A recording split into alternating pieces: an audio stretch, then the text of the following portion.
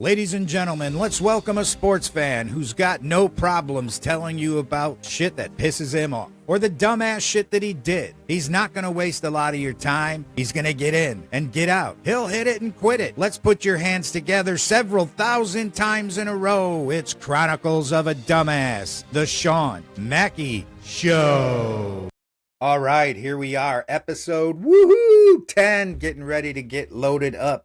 I got some in-studio guests with me today, members of the Blackburn softball and baseball team are here with us today, so they're going to get some of their input. Unfortunately, I'm a one-man show, so the whole setup is just one microphone, so they're over here sitting to my right, and hopefully we'll be able to get them picked up when they speak. You know, like I said, 10 episode in, I'm just experimenting with a whole bunch of stuff. I got new videoing software that I'm working with. It's also doing the recording, supposed to make everything a lot easier to do. So we'll see. I'm kind of excited to have them here with us. Let's go right back to last Monday, the 7th. We'll start with Blackburn softball as we always do. Maranatha Baptist, they met with them again, picked up a 14-0 victory, doubles by Kennedy Fry and Zoe Mitchell. Kennedy Fry with a home run. And Ariana Hankey with 2 RBIs, Kennedy Fry with 4, Zoe Mitchell with 2, Jesse Cirincione and Sierra Heiser had the others. Game 2 was a 19-2 victory. In that game, doubles by Jesse Cirincione, Caroline Gibson, Mackenzie Smith, and Emma Stiebel. All right, you might hear that. I got my guests here to tell me how to pronounce these names, so I'm blaming it all on them if I get it screwed up, okay? And let me take a moment to introduce to you, we got senior third baseman, my daughter. That's right, they're here because we're doing a little early Easter celebration. Grace Mackey, everybody, round of applause for Grace Mackey. Yay! All right. And then one of her best friends, she is a pitcher, an outfielder, a DP, so she kind of does it all. And I'm going to let her step up here a little closer and introduce herself because apparently I've been calling her Juju for so long. I can't pronounce the woman's full-on name. There she is. Juliana Tabian. Tabian. All right. I think I might have said Tabian at one point. It's Tabian. Tabian. And sitting next to her, a member of the Blackburn baseball team, outfielder, I believe. Do any pitching? Not yet. No, not yet. Well, I don't know. Might be a little bit late in your career to pick that up by now. You know, who's the guy that was in the major league that just got cut by the White Sox who wants to become a pitcher now? Joey Gallo. Yeah, Joey Gallo. What a joke. I mean, the guy, how does he make, he has one good year. He's got next 10 years, he hits under 200 all the time. And then all of a sudden, I'm going to become a pitcher. Good luck to him. Yeah, and they interviewed him and asked him about it, and he was like, I'm not ready to let go of the game. But, I get it. yeah. I get it. I can't believe he stuck around that long hitting as badly as he did after he had that one or two good seasons. So again, now that that's out of the way, again, 19-2 win in the second game against Maranatha Baptist, doubles by Jesse Cirincione, Caroline Gibson, Mackenzie Smith, Emma Stiebel, RBIs by Kaylin Krupp, Breanne Allen, Kennedy Fry, Zoe Mitchell, Michelle Holland, Jesse Cirincione, Grace Mackey, Jesse Wright, Mackenzie Smith, Emma Stiebel, and Ariana Hankey. And a few of those girls had multiple RBIs. Tremendous victory there. Blackburn went 6-2 for softball this week. After that, they met up with Westminster on the 9th. That picked up a 3-1 victory there. I think that was conference play. Yes, conference play. Doubles by Kaylin Krupp, RBIs by Kaylin Krupp and Zoe Mitchell. And Zoe had a sac fly. Second game of that series, a 4-1 victory against Westminster. Breanne Allen had a double, home runs by Caroline Gibson, and she also had all 4 RBIs, it looks like. One of them as a sac fly. Okay, so then that brings us to Principia. 2 games they played against Principia, picked up a 9-1 victory and a 20-2 victory. Game 1, Kaylin Krupp had a triple. Maylee Schoen had a home run. RBIs by Bree Allen, Zoe Mitchell. Maylee Schoen had 4. Was that in the game 1 or game 2? Because it looks like she picked up 4 RBIs in game 2 as well. So game 1, she had a grand slam. Game 2, she had a 2-run home run. Okay. So she picked up, and I was going to mention the grand slam, but then I couldn't remember which game it was in, because it looked like she had 4 RBIs for both games in that 20-2 victory. Doubles by Kennedy Fry, Zoe Mitchell, Maylee Schoen, and Grace Mackey. Triple by Jessie Wright, and a home run by Maylee Schoen. All right, so that was against Principia.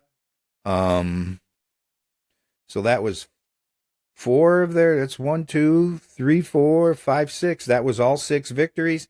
Yesterday, Spalding, 5-2 loss, 9-0 loss. A lot of dumbassery going on all over in that field there between umpires and the other team being a little less than, or having a little less than good sportsmanship, I believe.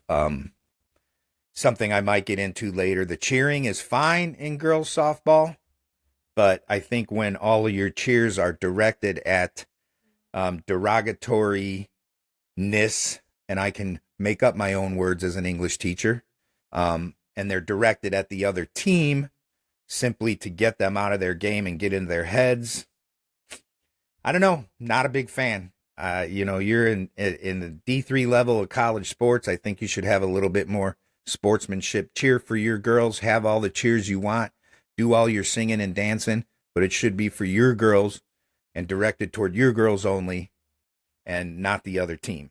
That being said, Blackburn could have done a better job not letting them girls get to their heads, as we learned later after the games. But it's hard not to. I was in a situation back playing in the semi-pro leagues when I was right out of high school in baseball, and we had a little brouhaha happening. And if I could have gotten my guest on this week, he could also confirm that. Unfortunately, I dropped the ball on having that guest on to confirm my later story for dumbass shit that I did. But I will tell you, we were playing a team from Cicero.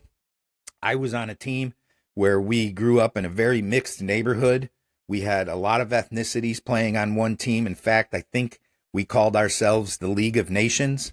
And when we were playing against Cicero, the people in Cicero were as white can be.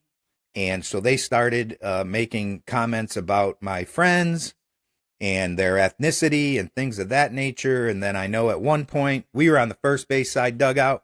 We were hitting, and the first baseman was in there, and he said something about, it was one of them jokes about, that's what I did to your mother last night. And he directed that at me. And my best friend Carlos, may he rest in peace, was coaching first base at the time. And he said, oh shit, you just didn't say that, did you? And I know I bust out of that dugout. A big old fight ensued. The police showed up and escorted us out of town. Let's just say they did not stop following us until we got to the Chicago border on Cicero Avenue. So I understand how other teams can get into your head as you're playing the game. So now let's move on to baseball for Blackburn. We've got Frankie here. What was the week like, Frankie? The week was very long. Came up short. Let's see. Last we left off, you were playing against Monmouth. You got in only one game. I think the third was that Thursday. Was that rain? Did the other game get rained out? Yeah, it did. So game 2 got rained out. That was a 10-4 loss. We had a double by Luke Ellinger, RBIs by Andrew Lozano, RJ Arredondo, Joshua Moreno, sac fly by Royce Kanji. Is it Kanji or Kangi? Kanji. Another sac fly by RJ as well. And then we moved into Fontbonne. Fontbonne, they had looks like a heartbreaking loss there, 1-0. Not a lot happening on the offensive side for that game.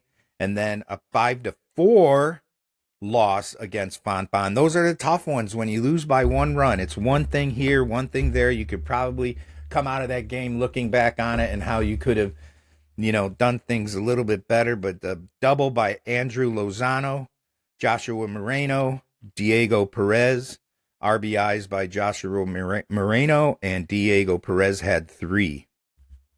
And last on my notes here, just because it's been a long week and I didn't get a chance to get to them, was a 3-2 loss against Webster.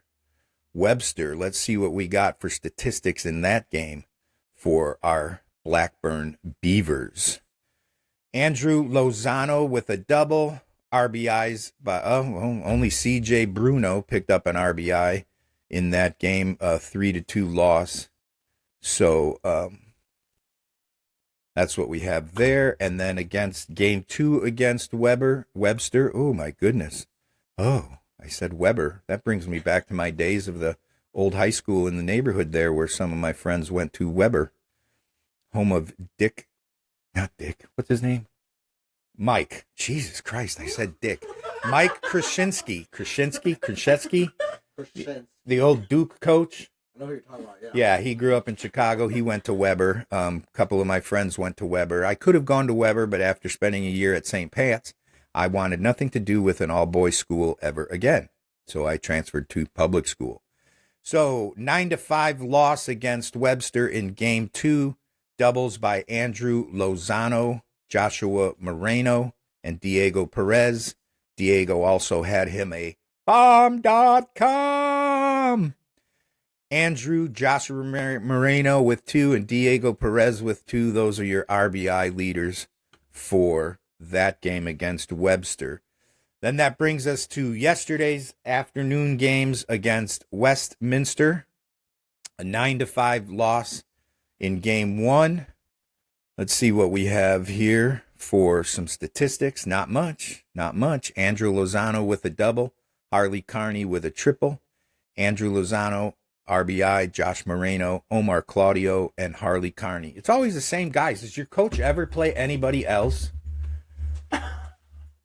Frankie refuses to answer that question. He is taking the 5th. I don't blame him. He's still got six or 7 series left to go.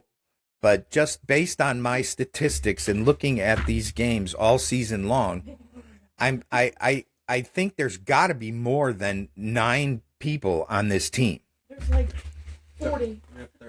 38 people on a baseball team. And you know what? Kudos to you guys who are getting the playing time and you're producing. So be it. I guess if coach feels that you guys are all producing, why put anybody else in there? But at this point, what's your record? 3-11? In conference, yeah. 3-11 overall. I don't know. You might as well just fucking roll the dice and be like, let's see what these other 9 can do. Maybe you got somebody sitting on the damn bench that is actually gonna, do something. And maybe pick up another victory here or there. But that's my little rant for that today. Game 2 against Westminster. Did Natalie have to go home to her parents' house last night? What? I don't know. She said with you being home and being in your bad mood, that's my daughter's roommate, and her boyfriend was supposed to start this second game. He did, and she said if it wasn't a good night for him, she was just going to go to her mom's house for the night. So did he take the loss? I believe. Yeah, he sure did. Mason. Come on, Mason. God damn it. 20-8 loss. At least they picked up 8 runs. Andrew Medina. Oh, that's a different name right there. Harley Carney doubles. Harley Carney with a triple. RJ Arredondo with a home run. And Andrew Medina, was it his first one? All right, Andrew. Good job, man. See, you throw somebody else in the lineup there, coach.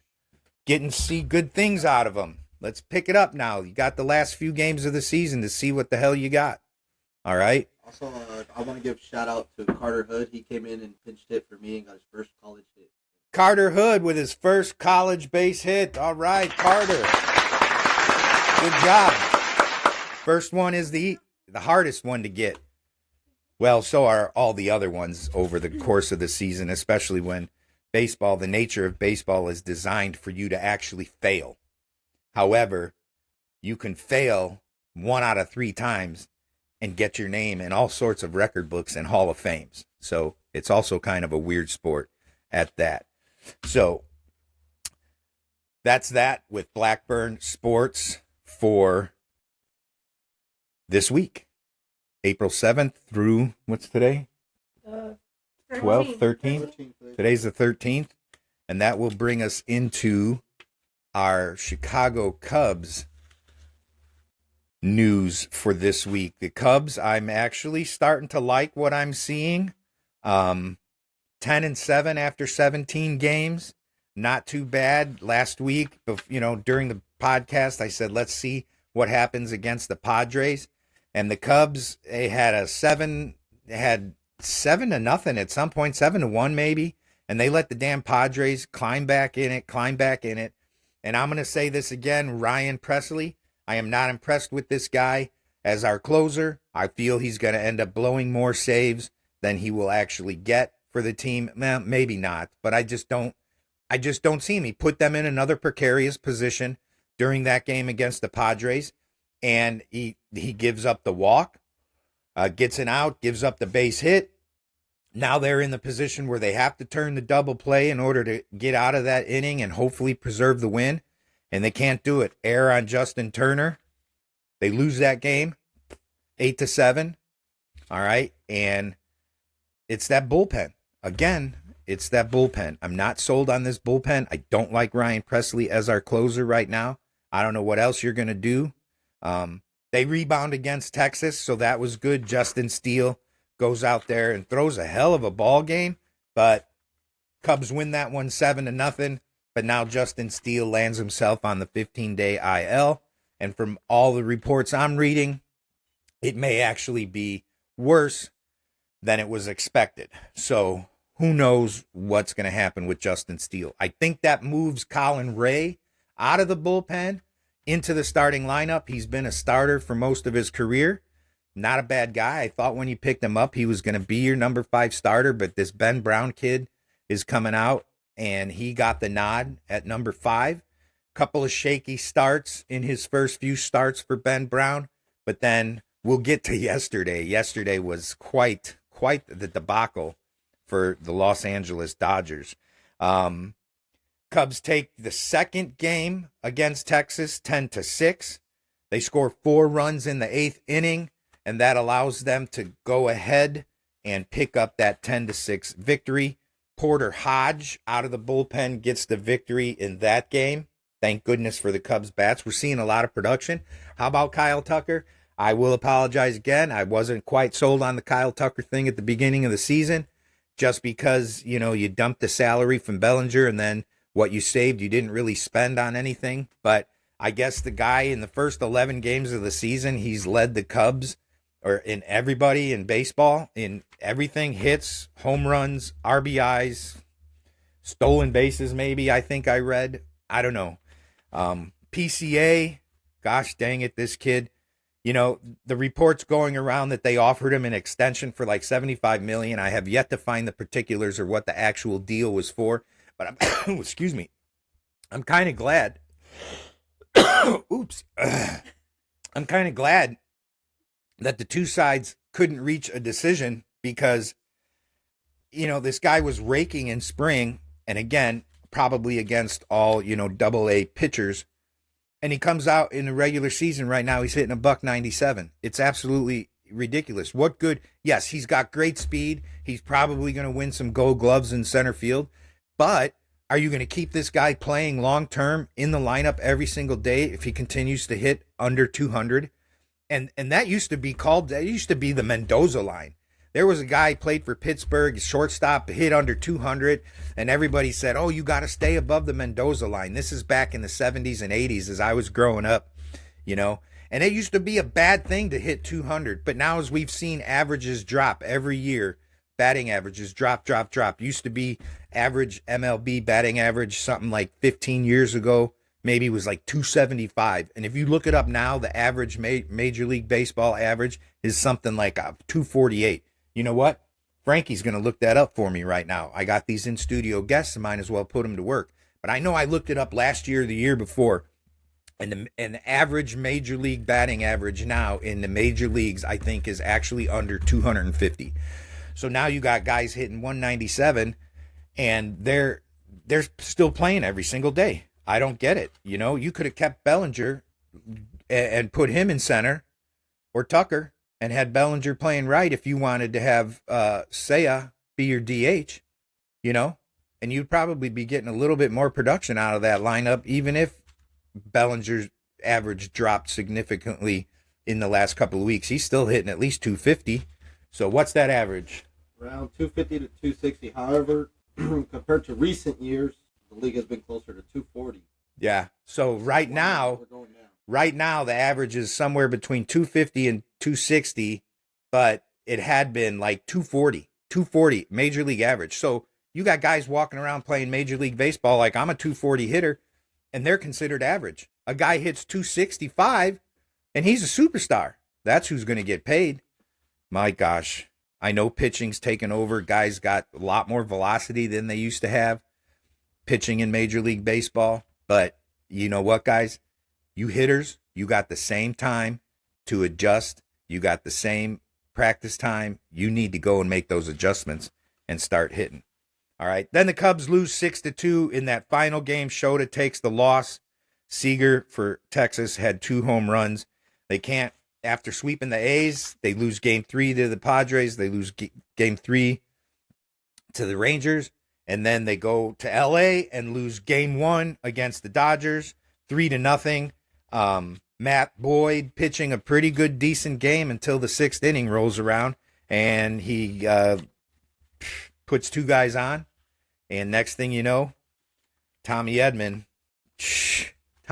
killed us when he played with the Cardinals, and he's doing it now again with the Dodgers. So yeah, he gave up a single, hit Freddie Freeman, and then Tommy Edman came up with the 3-run bomb. Cubs lose that game 3-0. And then there was last night. Holy shitballs, Batman! I forgot they were even on, and my daughter and my wife and my daughter were babysitting for my nephew and his kids, and holy mackerel! I woke up this morning and I pull up the app on ESPN and I'm like 16-0. It's the most embarrassing lopsided loss the Dodgers have taken in their home field in franchise history, and it came at the hands of the Cubs. I love it. Everybody produced. Of course, you know, what is the deal with Dansby Swanson? Every time everybody in the lineup hits, Dansby Swanson can't do shit, you know, but Tucker's still hitting out there. Carson Kelly, I talked about him a couple of weeks ago. This kid as a backup catcher is just, he continues to rake. He's hitting, he had 2 home runs, I think, yesterday, and the Cubs score all but one of these runs after the 7th inning. Holy crap. We haven't seen that in a long time, so I'm feeling very, very good about our 10-7 record here. If it continues this way and we get to the 40 game mark, the quarter point of the season, I think my tune might change a little bit on the Cubbies there this year, but we'll see what happens. I still think this bullpen is going to be a thorn in their side, and when it's all said and done, I hope I am absolutely wrong. Again, I'm not making any stupid bets. I ain't going to eat a cricket or anything like that if the Cubs win the division or do something. I'm a crazy dumbass, but I'm not stupid. You know what I mean? Okay. So that is going to take me to shit that pisses me off. Ladies and gentlemen, it's time for another edition of Shit That Pisses Me Off. All right, it is kind of baseball related, this week's Shit That Pisses Me Off, and it goes in it's umpires. All right, I was an IHSA umpire for about 3 years. Couple of high school games, did mostly traveling ball, the high school kids playing traveling ball. I gave it up after 3 years because The parents were freaking nuts. One. Coaches were even nuttier. I remember one of the last games I ever umpired before I gave it up. I had been doing this tournament, and most of the time, tournaments you usually get 2 umps. This entire tournament, it was just me. Okay? And so this teams were playing, and I had issues with one coach, and a couple other teams were playing. I had issues with a different coach. And then damn if these 2 coaches didn't meet up for the championship game.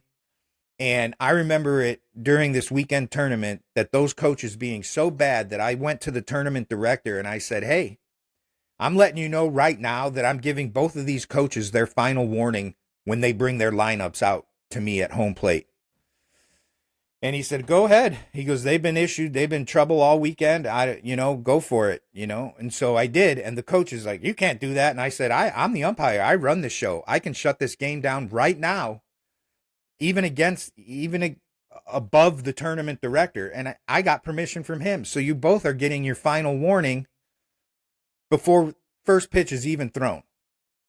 And so that was why I ended up giving it up. But what I hate seeing is a 2 umpire system that we see a lot during my daughter's games at the D3 level. And now these guys are sanctioned NCAA umpires. They're above the IHSA level, I have to believe, but they're all old as fuck and none of them hustle. And that's what pisses me off. When I used to work those games by myself behind the plate, first thing in the rule book, it tells you is there should be some movement to your body when you are calling plays in the field. You know where to position yourself. You know the routes to take to put yourself in a good position. And even if you're just at first base making an out call, you're supposed to literally take a step, almost 2 to the bag as you signal that they're out. And time and time again, I see these umpires with runners on first and second, and the field umpire sets up over there behind shortstop, and they will sit there and try to make a call all the way across the diamond at first base and not even move a single muscle.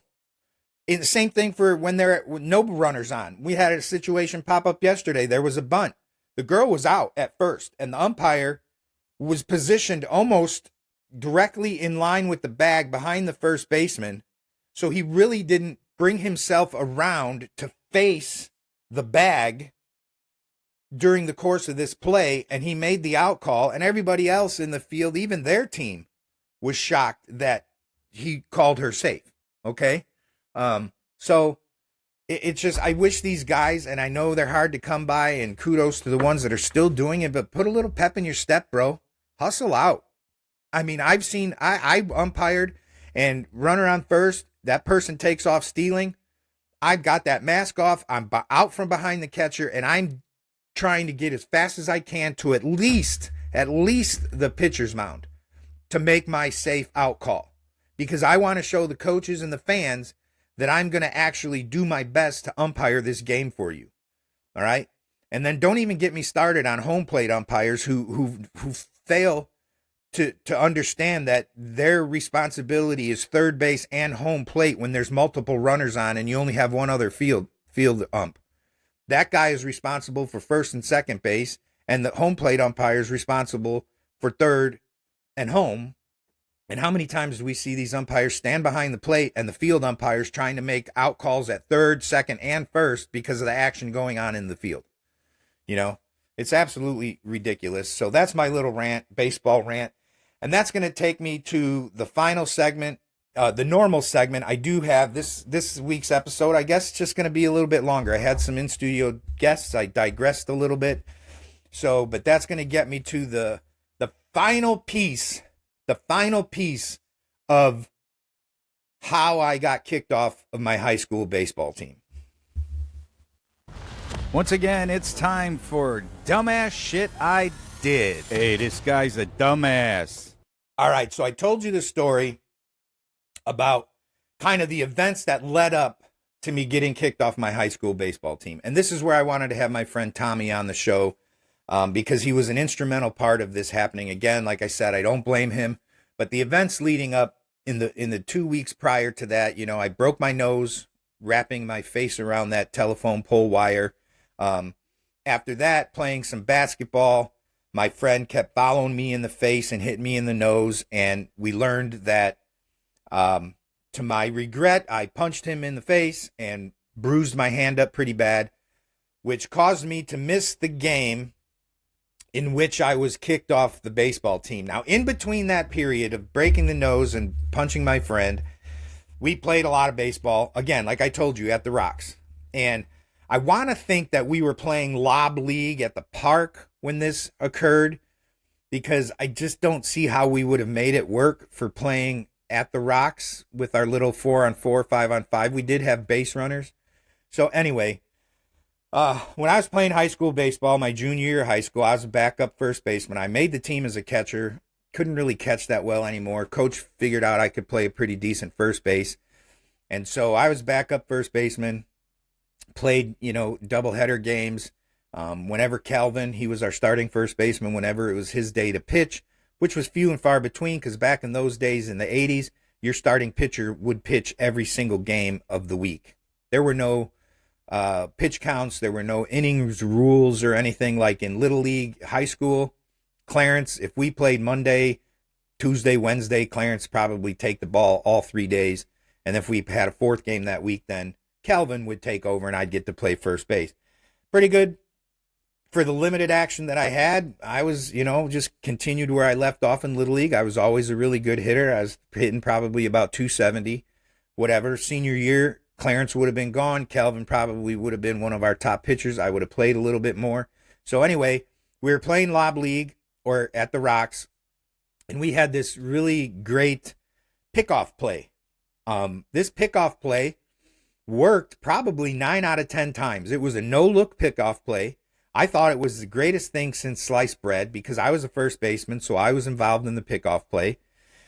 And the pickoff play goes like this. And this is exactly what Tommy heard when I taught it to us while we were playing Lob League, probably against some other kids from the neighborhood, 9-on-9. Yeah, we only lobbed the ball, but we had base running. We still ran 90 feet bases.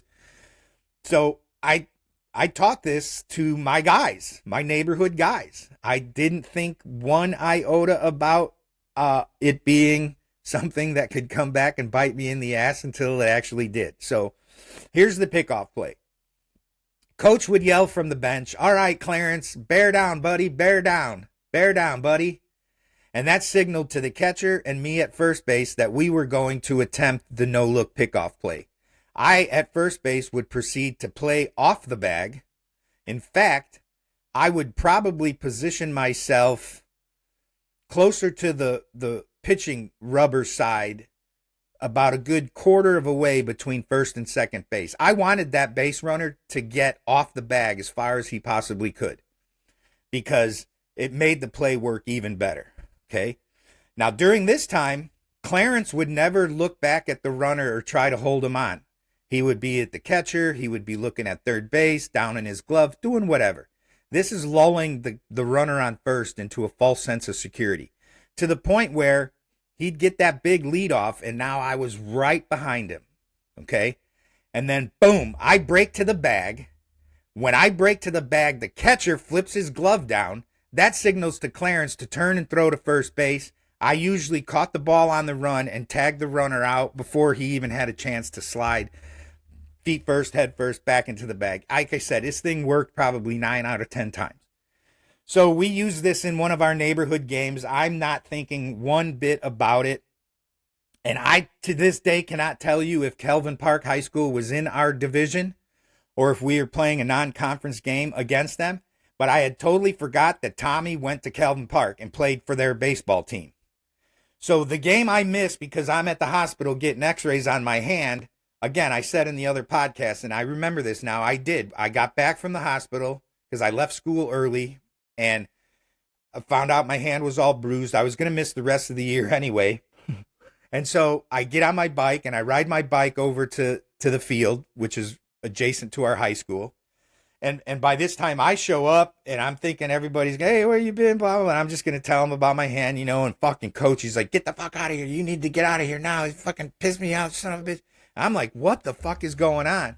So it turns out Tommy somehow, he's at bat. I don't know if he hits a double, base hit, steals second. I don't know. Fucking Tommy ends up on second base. Son of a bitch. And I hear, after the fact, Tommy's taking his lead off from second base, and he's getting a big lead off. Now, this play worked at second base, too. Coach yells bear down, second base and first, second and short. No, left-handed hitter, short's got the bag. Right-handed hitter, second got the bag, right? No look, same thing. Catcher flips his glove, boom. Pitcher wheels, out. You know? And, fuck, if coach doesn't yell bear down like this, and Tommy just is like, oh, I know what's going to happen. And he just turns and walks right back to the bag and stands dead on the bag. And in that instant, my coach knows, he knows the play. And he knows dudes from Kelvin. He recruited them to come to Prosser. He knows dudes on Prosser hang out with dudes on Kelvin. And so all of a sudden, from my understanding, coach is turning red and he confronts Kelvin. He's like, who the hell do you know that's on my team? Which one of you, Tommy? He looks right at Tommy and he's yelling, who do you know that's on my team? I want to know who the hell told you that play. Boom. They threw me under the bus. I got kicked off the baseball team. The next day, I even got accused of treason by one of our former baseball coaches who was our high school baseball coach. But I wasn't even in the military. I had to go look up what treason was, found out it was military, that because I would have given away military secrets, I would have been tried and convicted for treason, according to Coach Ideno. Well, I never thought Coach Ideno was the brightest crayon in the box, because this is a dude that had Nick Anderson, who played professionally for the Orlando Magic, came out of Illinois, and we had Nick Anderson freshman and sophomore year at our high school. Coach Ideno didn't like the fact that Nick Anderson knew he was going to go pro and wasn't the best student, missed a lot of classes, and Coach Ideno basically told him toward the end of his sophomore season that you're not going to play for me if you don't start going to class and doing your own work. I was there in the library when Coach Ideno told him this. And 2 months later, we heard Nick Anderson transferred from Prosser to Simeon, won titles with Simeon, played for the University of Illinois, had a long-standing career in the NBA. And that's why I don't really, it was just funny to me that my coach would accuse me and tell me that if I was in the military, I would be tried for treason, all because of a neighborhood baseball game. And I know damn well any high school coach, even back in that day, if he coached neighborhood kids in the summer, he used the same damn plays. He might have called them something else, so that if when his kids that didn't play for him in the summer played for a rival high school, they might not know what the play was. But I don't feel like I really did anything wrong. But that ended my high school baseball career. So that was the dumbass shit that I did. All right. That's going to take us into chapter 2 of John Franklin, He Who Was Dead. This was a little story I shared with you last week. I gave you chapter 1 of what I had written. I spent the last portion of this week writing about 5 more chapters to go along with this short story. Like I said, if I get the old novel finished, and here it is, I still just got some last final touches to put on the ending, and then I got to edit it up, and then we're going to shop that around to a publisher here or there, and once all the rejections come in, then I might share that with you there, unless somebody wants to buy it. So publishers, if you're out there listening and you get this novel from a no-name dude in Chatham, Illinois, fucking buy it, okay? Because I really hate working every day. I'd rather write another couple of novels if I can. So here's chapter 2 of He Who Was Dead. Father tried to speak again, but I shook my head, don't, and he shut his mouth. Now that how I got here is out of the way, allow me a moment to introduce myself. My name is John Franklin. I'm supposed to be without a father, but here we are. I'm a nobody, an average guy living an average existence. Until this morning, I thought my dad was dead. Now, I'm not going to lie, but I've always felt differently. I'd just never be able to explain, but I'm going to try. I was born in 1968. I grew up in Chicago's Hermosa neighborhood, and that I'll touch on a little bit more later. I was 12 years old when I was told my dad died. One day he didn't come home. which wasn't unusual because he always worked late. He, however, did come in to say goodbye whenever he did get home. That last night, he didn't. I know this because I was 12, and that night I couldn't sleep. Topped with the news you hear a day later, and you don't forget those things. It was the summer of 1980. I was going into 7th grade. I went to a small private school near the park where I started playing football. We didn't have a school bus, and my mom, or the friends she had who shared a weekly carpool, took my sister and me to school. Yeah, the grammar is correct. Look it up. I don't even have time to explain. Shit, my sister. Oh, the hell am I going to tell her? I'll worry about that later. Now, where was I? Oh yeah, I was enjoying the summer before my 7th grade year. I didn't have a care in the world. Until I did. That night, I got the news. My dad was gone, never coming home, never to be seen again. Now, my dad and I didn't have the greatest relationship at the time. He was there until he wasn't. He pushed for me to my mom to play football. He went to all my Little League games, but he was otherwise distant. I don't remember him saying, "I love you," to me, but as an adult, I can see how he showed his love. I witnessed him slapping my mom around a few times. They divorced 2 years earlier, but my father was always around and did a lot of chores around his former house. My mom was handicapped, and maybe he felt guilty. So he paid the bills, did the shopping, and always had dinner with us when he didn't work late. It was an arrangement that worked well for my parents. It worked well for us kids, too. It didn't even feel like they were divorced, and the beatings to my mom stopped.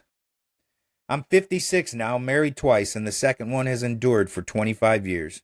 My 70-year-old father, who looked younger than he was, now just showed his ugly face in my life again. Yeah, I know I didn't touch on the majority of my life, but we'll get there. I pinched the bridge of my nose after showing my father I was not in the mood to listen to him and tried to think about what I was going to say to him. Shit, I didn't text my boss. Well, that's it for this week's episode, folks. I'm going to save some suspense right there. That's chapter 2 of He Who Was Dead. I hope you're enjoying it so far. I'll recap a little of it next week and then move into chapter 3. And hopefully at the same time, I'll be writing chapter 7, 8, and 9 later during the week. So thank you for spending your time with me. Thank you to my guests. All right, everybody. 2 of them are still here. The own flesh and blood bailed. She's gone. There we go. All right. Have a good day, folks.